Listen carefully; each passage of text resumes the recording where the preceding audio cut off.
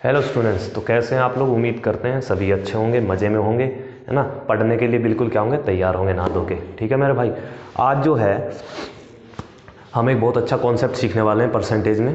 ठीक है, और उम्मीद करते हैं सभी को अच्छे से समझ में आएगा और कॉपी पेन अपना निकाल के बैठेंगे और उसके प्रत्येक पॉइंट को क्या करेंगे, नोट करेंगे। ठीक है, इस कॉन्सेप्ट से हम बहुत ज़्यादा सवाल उड़ाने वाले हैं अब।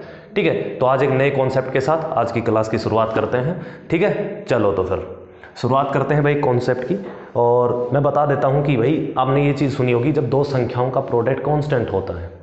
ठीक है, क्या भाई कि दो संख्याओं का प्रोडक्ट अगर कांस्टेंट होता है तो एक संख्या जिस रेशियो में बढ़ती है, ठीक है, एक संख्या जिस रेशियो में बढ़ती है उससे रिवर्स रेशियो में दूसरी संख्या क्या होती है, कम होती है। वो चीज़ हम सीखेंगे कैसे। देखो, जैसे मैंने आपसे कहा कि सर क्या कि दो संख्याओं का प्रोडक्ट क्या हो, हमेशा कांस्टेंट हो। अगर कांस्टेंट हो, ठीक है, कांस्टेंट का मतलब क्या है वो आपको अभी समझ में आएगा, चिंता करने की कोई ज़रूरत नहीं है। ठीक है मेरा भाई, चलो, दो संख्याओं का प्रोडक्ट अगर कांस्टेंट है तो कहने का मतलब क्या हुआ कि ए इन्वर्सली प्रोपोर्शनल हो जाता है बी के। ठीक है, ए इन्वर्सली प्रोपोर्शनल बी हो जाता है। अगर हम ए को बढ़ाएंगे तो बी में क्या होगी, ऑब्वियसली कमी होगी। तो हम मैथमेटिकल लैंग्वेज में क्या कहेंगे कि अगर ए जिस रेशियो में बढ़ेगा या घटेगा उससे रिवर्स रेशियो में दूसरी संख्या बढ़ेगी या घटेगी। ठीक है, कैसे, देखो, दो संख्याओं का प्रोडक्ट कैसे कांस्टेंट होगा। जैसे मैंने ए को माना क्या भाई, एक्स, मैंने ए को माना कि x है तो b क्या होगा, y होगा। प्रोडक्ट क्या आएगा भाई इनका, x y आया। आप कहोगे जी सर कोई दिक्कत नहीं है। ठीक है, अगर मैं a को y मानता हूँ, इनको रिवर्स करता हूँ, गुना में x करता हूँ, तो भी प्रोडक्ट क्या रहेगा, x y रहेगा। मतलब दो संख्याओं का प्रोडक्ट अगर कांस्टेंट है, देखो पहले हमने a की वैल्यू x रखी फिर y रखी, है ना, x से y इसको क्या किया हमने, चेंज किया है। तो इसका जो दूसरा b की वैल्यू जो है वो y से x अपने आप चेंज होगी। देखो यहाँ y रखा तो यहाँ वैल्यू क्या रखनी पड़ी, x रखनी पड़ी, जिससे जो है दो संख्याओं का प्रोडक्ट क्या हो जाए, कांस्टेंट हो जाए। आप कहोगे जी सर बिल्कुल ये बात तो हमारे समझ में आ गई, लेकिन इस कहानी का मतलब क्या है, इस कहानी का मतलब अभी समझाते हैं। मैं इसको हटा के दूसरी बात पे आते हैं, अपने कॉन्सेप्ट वाली बात पे। जैसे मैंने आपसे कहा कि आज ये खर्चे वाले जो सवाल हैं, खर्चे वाले, उपभोग वाले, ये चीज़ हम करने वाले हैं। ठीक है, तो जैसे मैंने कहा कि एक्सपेंडिचर, ठीक है, एक्सपेंडिचर जो होता है मेरे भाई, ठीक है, एक्सपेंडिचर जो होता है वो क्या होता है, price into consumption, price into consumption. ठीक है, प्राइस इनटू कंजप्शन। एक्सपेंडिचर मतलब आप कह सकते हो खर्चा हो गया हमारा, या मैं कह दूं व्यय हो गया। ठीक है, खर्चा हो गया, व्यय हो गया। ठीक, प्राइस क्या होती है, किसी भी वस्तु की कीमत जो होती है उसे हम प्राइस कहते हैं। ठीक है, और कंजप्शन मतलब उपभोग। ठीक है, हम कोई भी चीज़ पे खर्चा कर रहे हैं, है ना, उसकी प्राइस पे हम कोई भी चीज़ है, दो क्वांटिटी ले आए, है ना, कितनी खा रहे हैं हम चीज़ें, है ना, कितनी खपत कर रहे हैं, कहने का मतलब हुआ कंजप्शन होता है। तो इसको हम कह सकते हैं सर ये क्या है, ये खपत है। खपत भी कह सकते हैं, या हम चीज़ को यूज कर रहे हैं, या हम कह सकते हैं उपभोग भी कह सकते हैं। आप कहोगे जी सर कोई समस्या नहीं है। ठीक है, एक्सपेंडिचर बराबर क्या होता है, प्राइस इनटू कंजप्शन होता है। ये चीज़ हमने वो क्यों बताई कांस्टेंट वाली, कि अब ये दो संख्याएं हैं हमारे पास में ना, एक प्राइस हो गया, कंजप्शन होगा, इनका प्रोडक्ट अगर कांस्टेंट है। जैसे मैं कहता हूँ, है ना, जैसे मैं आपसे कहता हूँ कि सर चावल जो है, चावल की कीमत जो है 18 रुपये प्रति केजी है, 18 रुपये प्रति केजी है। ठीक है, हम बाजार गए, बाजार से हमें चावल खरीदना था, मार्केट में जैसे गए तो मार्केट में हमें पता लगा चावल की कीमत कितनी है, 18 रुपये प्रति केजी है। ठीक है, आप कहोगे जी सर कोई दिक्कत नहीं है, हमें भाई कोई प्रोग्राम था, शादी ब्याह का प्रोग्राम था, तो हमें 40 केजी चावल खरीदने थे।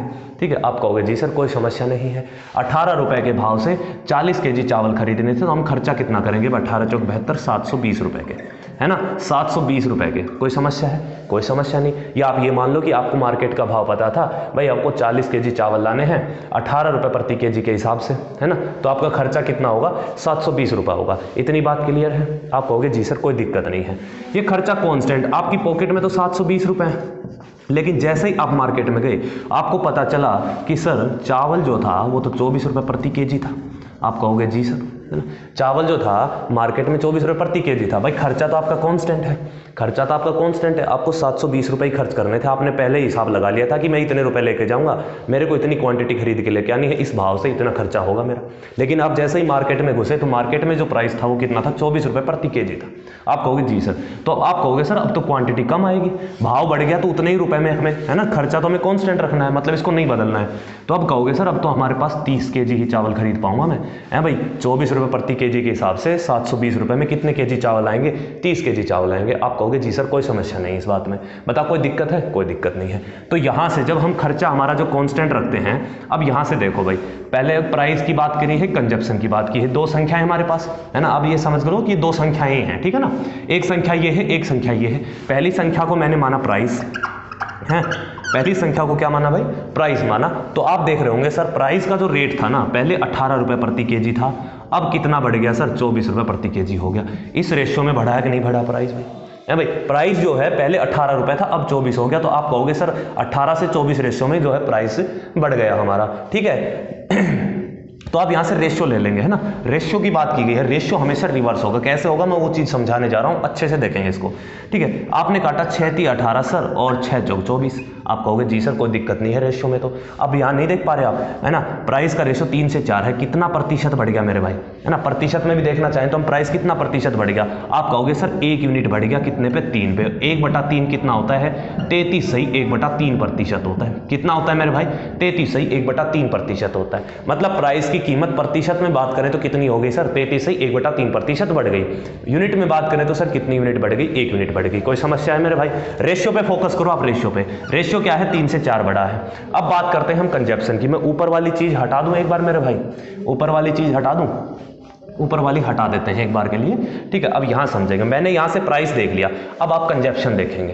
कंजप्शन मतलब खपत लिख देता हूं मैं हिंदी में ही, इसमें कोई दिक्कत नहीं है। तो कंजप्शन की बात करते हैं हम। कंजप्शन की देखो, पहले हम उपभोग जो है 40 केजी का करते थे भाई, है ना। मतलब 40 केजी हमें खरीद के लेके आना था, लेकिन मार्केट की वजह से, है ना, मार्केट प्राइस बढ़ा हुआ था, कीमत बढ़ने की वजह से हम उपभोग सिर्फ कितने का करेंगे?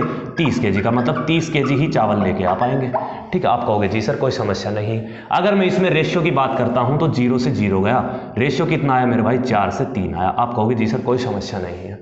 अब आप देख पा रहे होंगे क्या भाई कि अगर प्राइस का रेशियो जो है 3 से 4 था, तो कंजप्शन का देखो उल्टा हो गया, 4 से 3 हो गया, ठीक है। कहने का मतलब ये हुआ, जब दो संख्याओं का प्रोडक्ट कांस्टेंट है तो एक जिस रेशियो में बढ़ा है, एक जिस रेशियो में बढ़ा है, ठीक है, दूसरी संख्या उससे रिवर्स रेशियो में चेंज होती है। यहां से ये क्लियर है कि नहीं है मेरे भाई? एक बार जरूर बताओ ये कमेंट करके, ठीक है। जल्दी बताओ मेरे भाई, ये बात क्लियर है कि नहीं है? आप कहोगे जी सर बिल्कुल क्लियर हो गई, कोई दिक्कत समस्या नहीं है। आप ये देखो, अब भाई 3 से 4 कोई संख्या रेशियो में बढ़ी थी, 4 से 3 की कमी हुई है, तो आप कहोगे जी सर कोई समस्या नहीं है, ठीक है। तो अब मुझे ये बताओ कि यहाँ पे कितने कम हुआ है कंजप्शन। आप कहोगे सर -1 की कमी आई है, कितने पे? 4 पे। कोई दिक्कत है मेरे भाई? कोई दिक्कत नहीं है। तो 1/4 कितना होगा? 25%। मतलब कमी कितने की आई है? 25% की कमी हो गई कंजप्शन में, ठीक है। 33 सही 1/3%। अगर हमने कीमत बढ़ाई है तो प्रतिशत में बात करेंगे तो 25% हमारा खपत जो है वो क्या हो जाएगी? कमी आ जाएगी खपत में। आप कहोगे जी सर ये बात हमारी बिल्कुल क्लियर है। अगर ये क्लियर है तो जल्दी से एक बार इसको नोट कर लीजिए। हमने आपको समझा दिया कि रेशियो रिवर्स क्यों होता है। आप देख पा रहे होंगे जब कीमत 3 से 4 बढ़ी है, जब खर्चा हमने कॉन्स्टेंट रखा है, तो जो कंजप्शन है वो 4 से 3 हो गया। सर कितना हो गया मेरे भाई? 4 से 3 हो गया। आप कहोगे जी सर बिल्कुल क्लियर है हमारी ये बात, है ना। क्लियर है तो जल्दी से नोट करेंगे, फिर आगे की कहानी हम सवालों से समझते हैं, है ना। 2-4 एग्जाम्पल करवा देता हूं मैं, जल्दी से नोट करेंगे मेरे भाई। ये जल्दी करो, छापो इसको जल्दी से।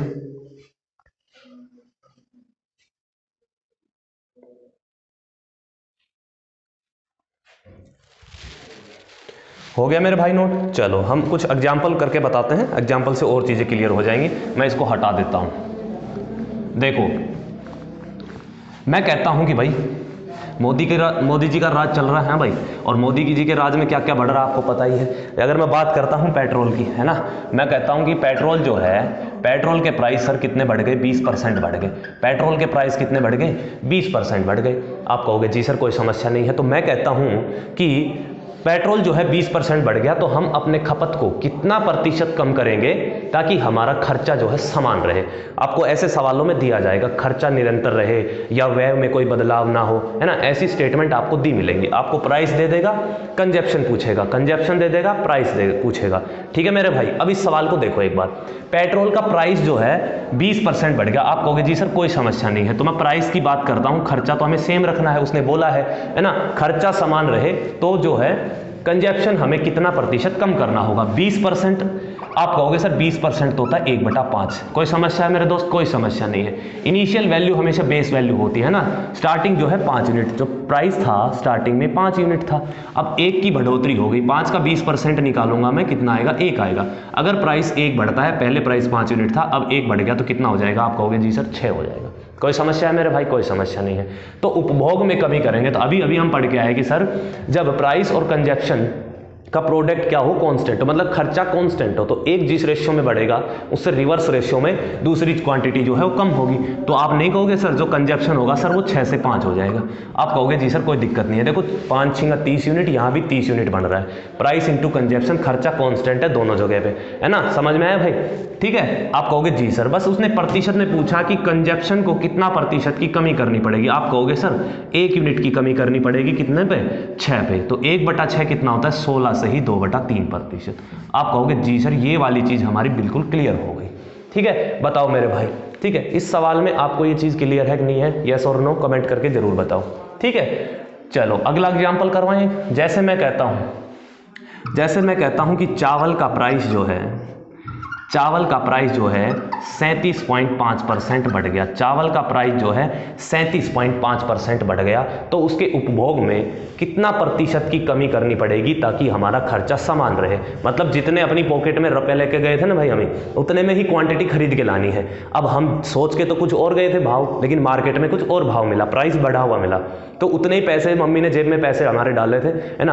तो जेब में पैसे जितने होंगे हम उतने का सामान लाएंगे, तो मम्मी को बोल देंगे क्या भाई कि प्राइस बढ़ गया था इसलिए मैं क्वांटिटी कम लेके आया। ठीक, तो चावल का प्राइस जो था वो 37.5% बढ़ गया। 37.5% आप कहोगे सर कितना होता है? 3/8 होता है। कोई दिक्कत नहीं है मेरे भाई, सभी को क्लियर है ये चीज। तो आप लिखेंगे कि जो प्राइस है सर, है ना, पहले 8 यूनिट था, इनिशियल 8 यूनिट था, तो प्राइस 3 बढ़ गया, कितना हो गया? 11 हो गया। आप कहोगे जी सर कोई समस्या नहीं है, बिल्कुल क्लियर है ये चीज हमारी। तो आप उपभोग का प्रतिशत नहीं निकाल सकते, खर्चा तो कांस्टेंट है, तो जिस रेशियो में प्राइस बढ़ा है उससे रिवर्स रेशियो में कंजप्शन घटेगा, है ना भाई? तो कंजप्शन क्या हो जाएगा? 11 से 8 हो जाएगा। देखो यहाँ भी 11 8 88 यूनिट है, यहाँ भी 11 8 88 यूनिट है, मतलब हमारी जेब में 88 यूनिट रुपए थे। ठीक है, तो उसने प्रतिशत में पूछा है, तो सर कितने की कमी करनी पड़ेगी? 3 यूनिट की कमी करनी पड़ेगी। कितने पे करनी पड़ेगी? 11 पे। ठीक है, 1/11 कितना होता है? 9.09% होता है। 3 से मल्टीप्लाई कर रखी है तो कितना आ जाएगा? 27.27%। आप कहोगे जी सर मजा ही आ गया, है ना मेरे भाई? चलो नोट कर सकते हो इन एग्जाम्पल्स को आप। ठीक है, 1 मिनट का समय देता हूं मैं, जल्दी से नोट करेंगे, फिर आगे की कहानी अब सवालों पे शुरू करते हैं हम।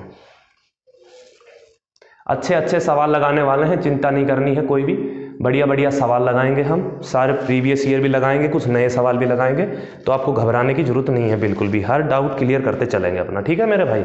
चलो हटा दूं मैं इसको? आप कहोगे जी सर।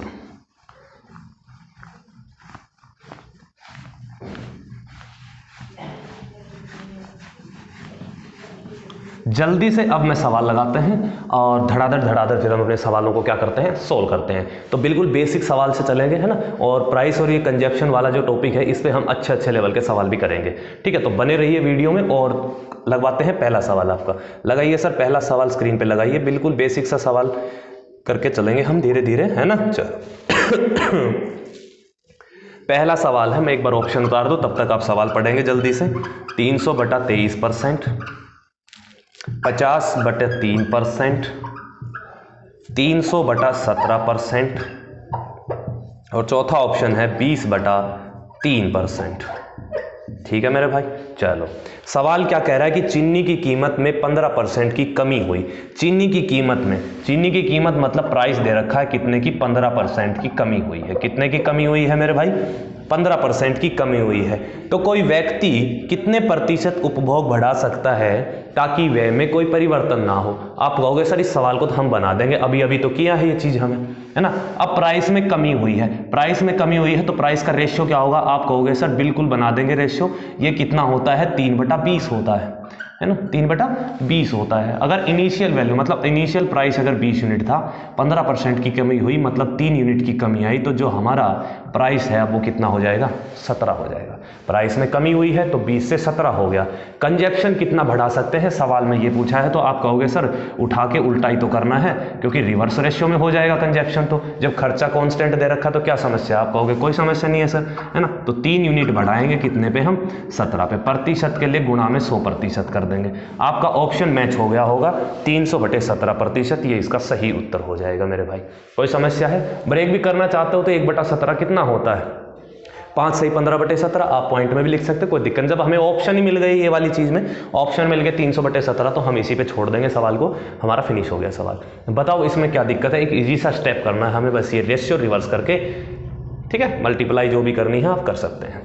ठीक है मेरे भाई, आप कहोगे जी सर बिल्कुल समझ में आ गया, तो अगले सवाल की ओर बढ़ा जाए और अगला सवाल स्क्रीन पे लगाया जाए। जल्दी से लगाइए सर, नोट हो गया होगा ये, सवाल लगाइए आप।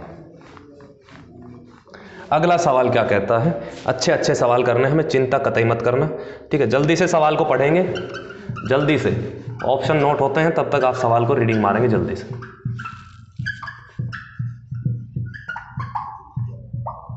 सवाल में क्या कहा है कि एक person increases his consumption of sugar by 42.8%। अब की बार कंजप्शन की बात की गई है, 42.84%, 42.84% कंजप्शन में क्या करता है, वृद्धि करता है। तो मैं इसके आगे प्लस का साइन लगा देता हूं, आप कहोगे जी सर कोई समस्या नहीं है इसमें।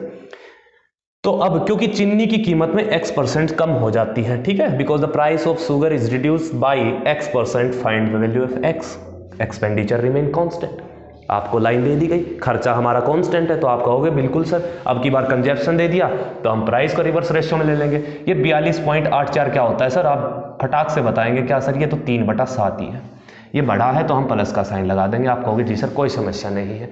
बताओ मेरे भाई, तो कंजप्शन आपको दिख रहा है सर, कंजप्शन का जो रेशियो है, कंजप्शन का जो रेशियो है वो कितना हो गया, 7 से कितना हो जाएगा, 10 हो जाएगा। आप कहोगे जी सर कोई दिक्कत नहीं, पहले हम 7 यूनिट का कंजप्शन कर रहे थे, अब हम 10 यूनिट का कंजप्शन कर रहे हैं, ठीक है। तो लगने वाला जो प्राइस होगा, होने वाला प्राइस का जो रेशियो होगा वो आप कहोगे सर उल्टा उठा के रख देंगे, क्योंकि 10 से 7 हो जाएगा, है ना भाई। कंजप्शन जिस रेशियो में बढ़ेगा, खर्चा अगर कांस्टेंट है तो प्राइस उस रेशियो में कम होगा। प्राइस दिया है तो कंजप्शन पे चेंज लेके आएंगे, और कंजप्शन दिया है तो किस पे, प्राइस पे चेंज लेके आएंगे। तो बस उसने ये पूछा है कितने प्रतिशत की कमी करनी पड़ेगी, आप कहोगे सर 3 की कमी करनी पड़ेगी, कितने पे, 10 पे।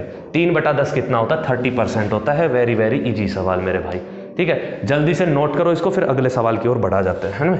चलो जल्दी से नोट करेंगे।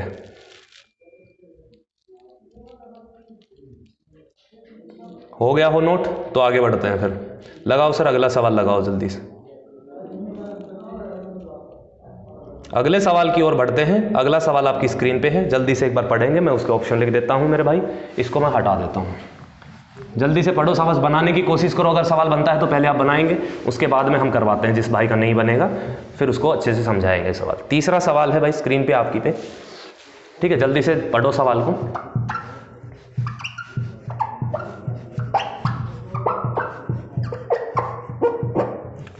सवाल क्या दिया है कि rice is now being sold at 29 रुपए प्रति केजी, है ना भाई। During the last month it's cost was 25% पर केजी। कहने का मतलब ये हुआ कि अब जिस चावल को 29 रुपए में बेचा जा रहा है ना, पिछले महीने, है ना, या पीछे, वो चावल का प्राइस जो था वो 25 रुपए प्रति केजी था। आप कहोगे जी सर कोई समस्या नहीं है ना। तो आपको डायरेक्ट दे रखा है प्राइस, है ना, प्राइस भाई। अब जिसको 29 रुपए प्रति केजी बेचा जा रहा है, आप कहोगे जी सर उसका पहले प्राइस कितना था, 25 यूनिट था। आप कहोगे जी सर कोई समस्या नहीं है, ठीक है मेरे भाई। आगे की कहानी देखो अब। फिर उसने क्या कहा है, किसी परिवार को अपने चावल की खपत को कितने प्रतिशत तक कम करना होगा ताकि वह पहले के समान रहे। आप ये सवाल नहीं बना सकते हैं भाई। आप कहोगे जी सर ये तो बिल्कुल आसानी है, कोई समस्या नहीं है, बस प्राइस का रेशियो दे रखा है तो कंजप्शन का रेशियो क्या हो जाएगा, रिवर्स हो जाएगा। आप कहोगे जी सर कोई समस्या नहीं है मेरे भाई, कोई समस्या है, कोई समस्या नहीं है। तो आप कहोगे सर 4 की कमी करनी पड़ेगी 29 पे, कंजप्शन पे तो यही आएगा, है भाई, गुणा में 100% होगा। आप कहोगे जी सर कोई समस्या नहीं है। थोड़ा सा अप्रोक्स लगा लो इसमें, है ना, सवाल में भी दिया हुआ है निकटतम पूर्णांक, है ना, तो अप्रोक्सीमेशन लगाओ, आप कोई दिक्कत नहीं है। 4 7 28 पे और बजाऊंगा मैं, मान लिया मैंने 28 है ना। तो 100/7 कितना होता है, 14 सही 2/7%, मतलब 14 सही 2/7%। थोड़ा सा छोटा होगा क्योंकि हमने ये 28 माना है ना, थोड़ा सा छोटा होगा, मतलब 14% के नज़दीक ये आंसर हो जाएगा। और ए फॉर एप्पल हमारा क्या होगा, सही उत्तर हो जाएगा मेरे भाई। बताओ क्या दिक्कत है, जल्दी से बताओ मुझे। आप कहोगे जी सर कोई समस्या नहीं है, मज़ा आ गया सवाल बनाने में। ठीक है, 3 सवाल मैंने बिल्कुल बेसिक से करवाए हैं। अब थोड़ा सा हमको इनको लेवल को उठाते हैं और आगे की कहानी देखते हैं क्या है। जल्दी से नोट करेंगे इसको, जल्दी से, है ना भाई, शाबाश।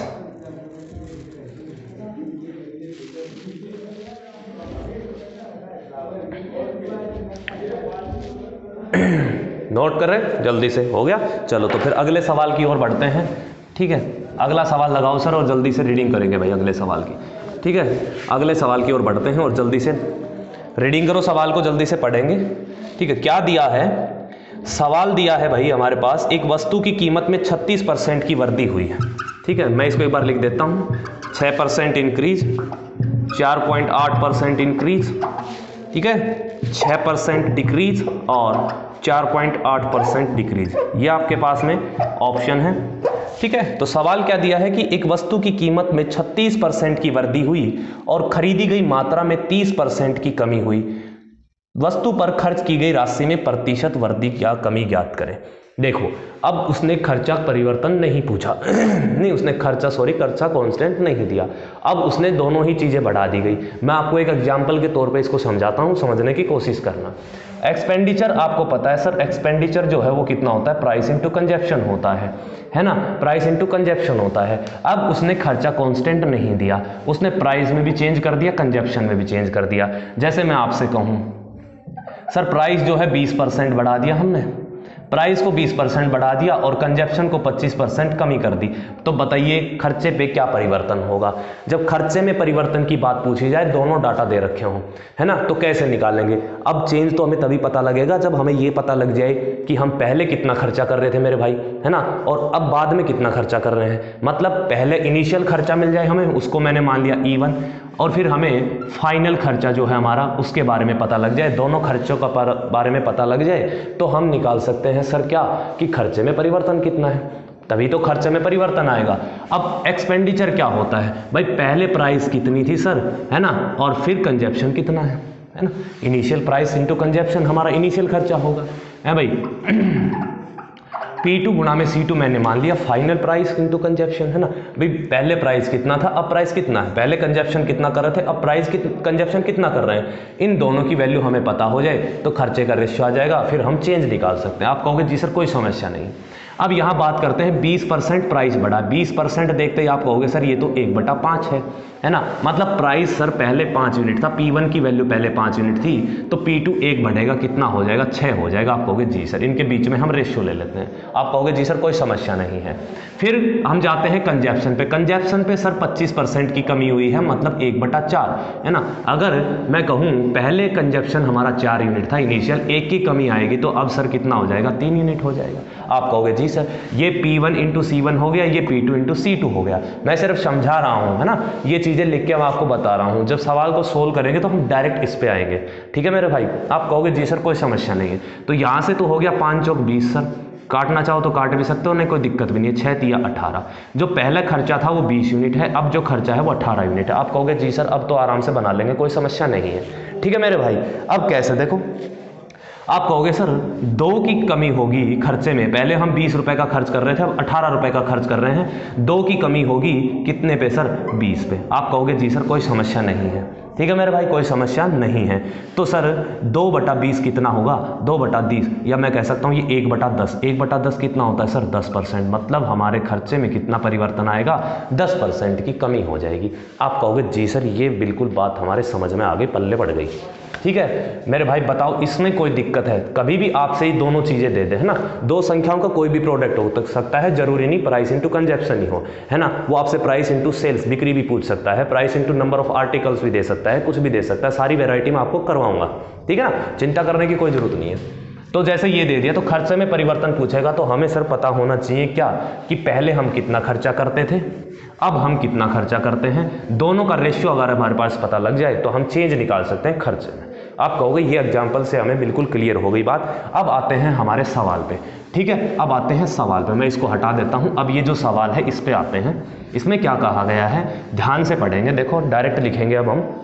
क्या भाई, एक वस्तु की कीमत में 36% की प्राइस जो है सर वो 36% की वृद्धि हुई है। आप कहोगे जी सर कोई समस्या नहीं है।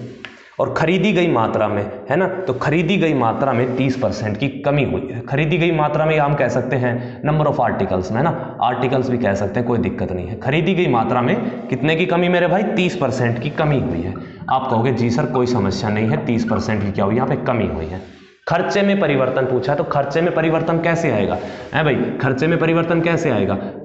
सबसे पहले हम प्राइस को देखेंगे। सर ये कितना है? मैं कहूँगा सर ये 4 × 36 और 25 × 100, ये 9/25 है। मतलब पहले प्राइस अगर 25 यूनिट था तो अब 9 यूनिट बढ़ेगा तो कितना हो जाएगा सर? ये 34 हो जाएगा। आप कहोगे जी सर कोई समस्या नहीं है, ठीक है मेरे भाई, कोई दिक्कत है? आप कहोगे सर कोई दिक्कत नहीं। ये पहले का प्राइस, ये अब वाला प्राइस। नंबर ऑफ आर्टिकल, क्योंकि जो एक्सपेंडिचर होगा, जो खर्चा होता है वो हमारे पास क्या होगा? यहाँ से price into number of article. भाई किस कीमत पर हम कितने आर्टिकल लेके आए, है ना, ये दो संख्याओं का प्रोडक्ट ही तो है एक्सपेंडिचर। आप कहोगे जी सर कोई समस्या नहीं है। अब बात करते हैं आर्टिकल पे कितने की कमी आई? 30% की, मतलब 3/10। पहले अगर हम आर्टिकल 10 यूनिट खरीद के ला रहे थे तो अब 3 की कमी आ गई तो कितना लेके आएंगे? 7 यूनिट लेके आएंगे। आप कहोगे जी सर कोई समस्या नहीं है। बताओ मेरे भाई क्या दिक्कत है? किसी को कोई दिक्कत नहीं है। कटे हैं तो काट लो, ना कटे तो हम डायरेक्ट भी लिख सकते हैं। कैसे? देखो ये हो गया सर, यहाँ से हो गया 250, ये हमारे पास क्या हो गया? 250 हो गया। और ये कितना हो जाएगा? 7 × 21, 7 × 28, 318 है भाई। 7 × 28 नहीं, 218 कर लेंगे। 7 × 28 कर लो, लो हम करके बता देते हैं। 34 × 7 है, तो आप ऐसे भी कर सकते हो। 7 × 21 210 होगा, और 7 × 28 210 में 28 ऐड करेंगे तो कितना आएगा? 238 होगा। या 7 × 28 7 × 21 21 और 2 कितना होगा?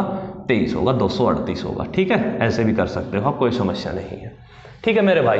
अब या तो आप बेस को भाई 100 बना लो, 100 बना सकते हैं, कोई समस्या नहीं। 100 बना सकते हैं कि नहीं बना सकते हैं भाई? कैसे बना सकते हैं? सर मैं इसको 0.4 से मल्टीप्लाई कर दूं तो इधर भी 0.4 से मल्टीप्लाई करनी पड़ेगी। आप कहोगे जी सर कोई समस्या नहीं, कर देंगे, क्या दिक्कत है? तो 25 चौका कितना होता है? 100। यहाँ तो बेस वैल्यू 100 आ गया। 100 इसलिए बना लिया क्योंकि 100 पे जितना कम ज़्यादा होगा उतना डायरेक्ट प्रतिशत में लिख लेंगे हम। तो इसकी भी 4 से मल्टीप्लाई कर दो, तो 4 8 कितना होगा? 32, 4 × 12, 12 × 3 15, और 4 दूनी 8, और एक कितना हो जाएगा? 9 हो जाएगा। आप कहोगे जी सर कोई समस्या नहीं। पहले खर्चा हम 100 रुपए का कर रहे थे, अब 95.2 का करने लग गए, है ना भाई। तो मेरे भाई कितना करने लग गए? 4.8 कम करने लग गए, 4.8%। 100 से कितना कम है ये? 4.8% कम है। आप कहोगे जी सर बिल्कुल क्लियर है, कोई दिक्कत नहीं है। देखो सवाल आपको ये बनाना है ऐसे, ठीक है, ये मैं आपको लिख के समझा रहा हूँ, ठीक है मेरे भाई। अब आपकी चीज़ में ये दिमाग में चलनी चाहिए चीज़ें कि पहले क्या था, डायरेक्ट आप सवाल पढ़ते ही इसकी फ्रैक्शन दिमाग में आ जानी चाहिए कि 9/25, मतलब पहले 25 था, अब कितना गया? 34 गया, ठीक है मेरे भाई। इसकी भी डायरेक्ट 3/10, मतलब पहले 10 था, अब 3 की कमी होगी तो कितना हो जाएगा? 7 हो जाएगा। डायरेक्ट इस रेशियो पे आ सकते हो और यहाँ से आप इजीली इस सवाल को सेकंडों में सोल्व कर सकते हो। आप कहोगे जी सर कोई समस्या नहीं है। जल्दी से नोट करेंगे इस सवाल को, फिर आगे की कहानी बढ़ाते हैं हम। जल्दी से नोट करो मेरे भाई, छापो छापो, जल्दी से छापो।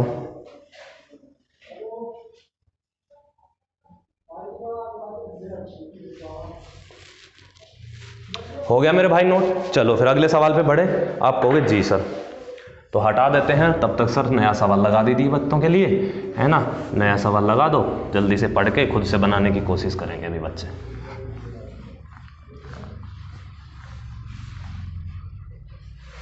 देखो भाई सवाल को पढ़ो, जल्दी से सवाल पढ़ेंगे। सवाल में क्या दिया है? सवाल में क्या दिया है कि ऑप्शन लिख दूं मैं, पहले तुम सवाल पढ़ो। Decrease by 1%, decrease by 1%, increase by 4%, increase by 4%, increase by 2%, ऐसे ही लिख लो ना, increase by 2%, and last option is decrease by 2%, decrease by 2%। आप कहोगे जी सर कोई समस्या नहीं है। सवाल क्या दिया है कि तेल का मूल्य 20% तक बढ़ जाता है किंतु इसकी खपत में 18 से ही 1/3% कम हो जाती है। इस पर व्यय में कितने प्रतिशत वृद्धि अथवा कमी हुई? ये सवाल बनाओ एक बार, जल्दी से बनाओ, ठीक है, फिर मैं करवाता हूँ। प्राइस दिया है भाई, प्राइस जो है तेल का कितना बढ़ गया? 20% बढ़ गया। आप कहोगे जी सर कोई समस्या नहीं है। और खपत जो है इसकी या कंजप्शन की बात करूं वो 18 से ही 1/3% क्या हो गई सर? कम हो गई। कितनी की कमी हो गई? 18 से ही 1/3% की कमी हो गई। तो उसने पूछा है खर्चे में परिवर्तन क्या होगा। आप कहोगे जी सर ये सवाल तो अब हम बना देंगे आराम से।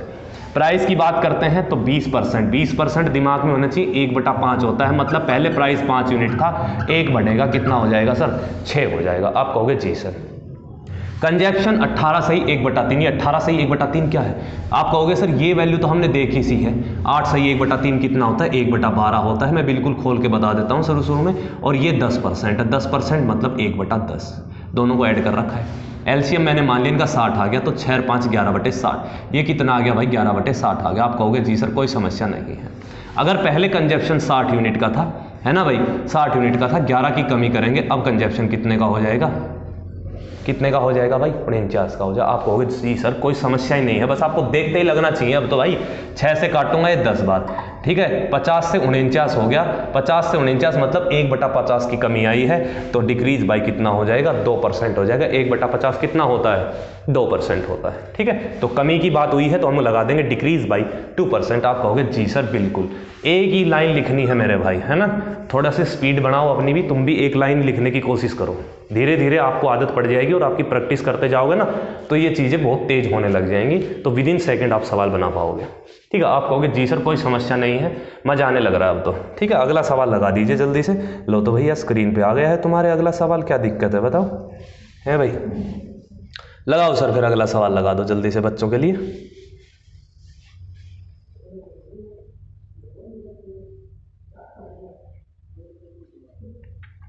देखो भाई अगला सवाल क्या है, बड़ा प्यारा सवाल है, मैं इसका ऑप्शन लिख देता हूं, मैं पहले समझाता हूं आपको, एक एग्जाम्पल लेके समझा देता हूं, कोई समस्या नहीं है, ठीक है, कोई समस्या नहीं है। आप कहोगे जी सर, ठीक है, एग्जाम्पल से आप थोड़ा सा अच्छा समझ में आ जाएगा तुम्हें, फिर एग्जाम्पल से हम सीधे सवाल पे आ जाएंगे, ठीक है। तो देखो अगर आपसे वही चीज़ बार बार रिपीट करते हैं, एक्सपेंडिचर होता है प्राइस इनटू कंजप्शन, आप कहोगे जी सर।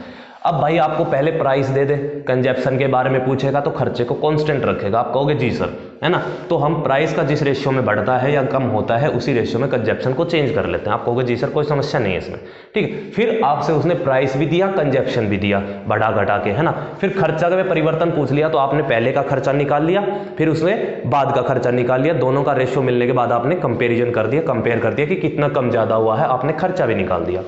अब आपसे क्या करेगा, तीसरी कहानी क्या करेगा, आपको खर्चा भी दे देगा और इसमें से प्राइस दे दे या कंजप्शन दे देगा।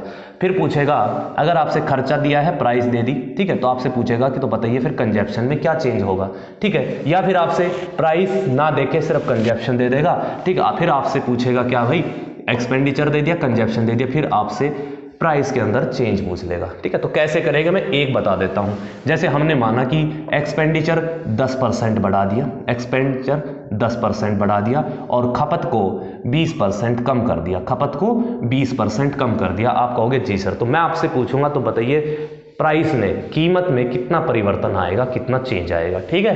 तो आप कहोगे सर बिल्कुल कर सकते हैं। मैं ये कहता हूं कि अगर एक्सपेंडिचर प्राइस निकालना है तो कंजप्शन को मैं नीचे ले आता हूं, ये होगा कि नहीं होगा, ये होगा कि नहीं होगा, मतलब प्राइस निकालने के लिए एक्सपेंडिचर के रेशियो को कंजप्शन के रेशियो से क्या कर देंगे, डिवाइड कर देंगे, तो प्राइस आ जाएगा। कैसे मेरे भाई, तो मैं एक्सपेंडिचर लिखता हूं, सर एक्सपेंडिचर 10% बढ़ गया आप कहोगे जी सर कोई समस्या नहीं है, 10% बढ़ गया मतलब 10 से 11 हो गया, जो हमारा एक्सपेंडिचर था वो कितना हो गया सर, 10 से 11 हो गया। आप कहोगे जी सर कोई समस्या नहीं है।